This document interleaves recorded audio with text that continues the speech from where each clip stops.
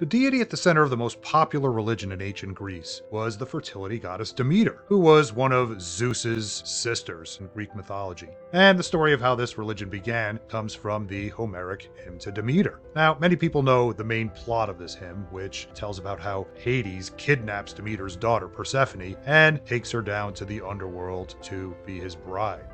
And Demeter reacts to this pretty negatively by stopping the world's fertility until her daughter's return. Well, Zeus arranges for this, but Persephone had already eaten some of the food of the dead by this time, and so she has to spend 1/3 of the year in the underworld. But 2/3 of the year she could spend above ground with her mother. And this is Greek mythology's explanation for why wintertime happens. But there's a part of this myth that often gets left out, and it takes place when Demeter is grieving over the loss of her daughter, and is essentially roaming aimlessly around the world. And during this time, she shows up disguised as an old crone in Eleusis, where King Kilios and Queen Metanera recently had their first son, Demeter.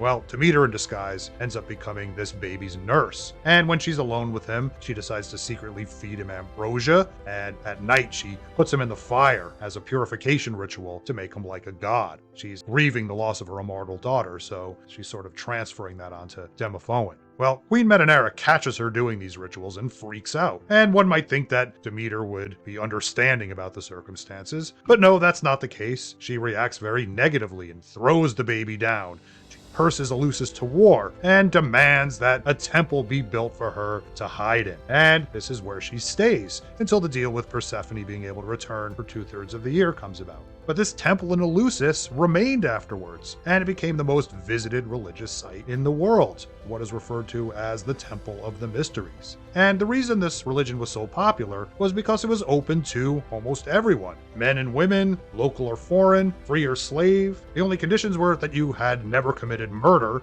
that you could speak Greek, and that you would travel to Eleusis in order to make a sacrifice and take part in the secret ritual. But to this day, we don't know what the mystery ceremonies were. The initiates couldn't tell anyone. So today, we just have ruins and writings that refer to the mystery rituals, but they never tell what they were. The only writings that claim to expose the rituals were these conflicting accounts by Christian writers who were aiming to prove the mysteries false. One of these says that it was the witnessing of obscene acts, like an orgy. And another says it was the taking of a powerful hallucinogen called ergot. And another said it was simply observing the cutting of an ear of wheat in silence. Whatever it was, Homeric hymn to Demeter makes it clear that it was to ensure a happier state in the afterlife for all who took part.